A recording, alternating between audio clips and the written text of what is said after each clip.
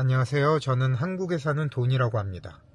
저는 일단은 일본어를 못합니다. 그리고 일본에 가본 적이 단 한 번도 없습니다. 하지만 어렸을 때부터 일본 만화, 일본 음악, 일본 드라마 좋아하고 즐겨보고 또 일본에 대해서 흥미를 많이 가지고 있습니다. 그래서 내년에 제 인생 처음으로 일본에 가보고 싶어서 일본을 검색하던 찰나 일본에 가기 전에 좀 물어보고 싶은 게 있어가지고 제 주변에 일본어를 어느 정도 하는 그런 사람이 있긴 있는데 일본 문화에 대해서 되게 많이 아는 사람은 아니고 제가 관심 갖는 그런 분야에 잘 아는 친구는 아니에요. 저희 돌아가신 어머니가 항상 그랬거든요. 모르면 그냥 물어봐라. 그래서 제가 궁금해했던 일본에 대한 것들을 일본 분들한테 질문하면 어떨까. 혹시 마츠모토 히토시를 아시나요? 가키노 치카이, 다운타운 요 정도 키워드만 가지고도 여러분들은 아실 것 같은데 충격적인 얘기를 들었어요. 제가 너무너무 좋아했던 마츠모토 히토시가 성범죄와 연루가 됐다고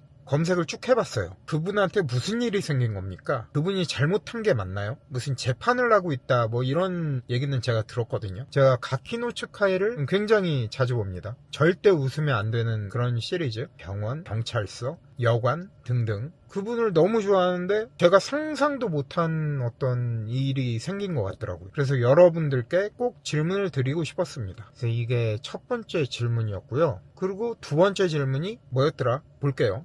진짜 일본에 너무너무 가보고 싶었는데 일본을 단 한 번도 안 가봤습니다. 2025년 정도에는 꼭 일본에 가보려고 지금 생각을 하고 있습니다. 이게 일본 여행을 갔다 온 사람도 이런 걸 물어보면 대답을 잘 못해요. 제가 일본 만화를 되게 많이 보거든요. 제일 좋아하는 만화가 좀 오래된 만화인데 우리나라 제목으로는 오늘부터 우리는 이라는 만화를 정말 좋아해요. 그거 말고도 상남이 인조, 사실 원피스 이런 건 잘 안 봅니다. 근데 제가 좋아하던 오늘부터 우리는 진짜 그건 최고. 그런 만화들을 보면은 이게 진짜인지 가짜인지는 모르겠는데 고등학생이 야쿠자랑 싸우기도 하고 길 가던 행인을 돈을 뺏거나 이런 일들이, 근데 그게 실제로 있는 건지. 왜냐면 저도 내년에 일본을 가면 제가 싸움을 못 하거든요. 싸움을 못해서 일본 고등학생들에게 이게 말도 안 통하고 그래서 돈을 뺏기는 건 아닌지. 제가 듣기로는 일본 사람들이 남의 일에 별로 관심이 없다. 전혀 관심이 없다. 고등학교 친구들에게 맞고 있으면, 돈을 뺏기고 있으면 어떻게 도움을 요청해야 되는지 관심이 없을 텐데 그게 일단 너무 궁금합니다. 또 야쿠자를 만나면 되게 무섭다고 제가 알고 있거든요. 어떻게 도망을 가야 되는 건지 어떻게 해야 되는 건지 좀 설명 좀 해주세요. 농담하는 게 아니라 저 진짜 싸움을 못합니다. 세 번째,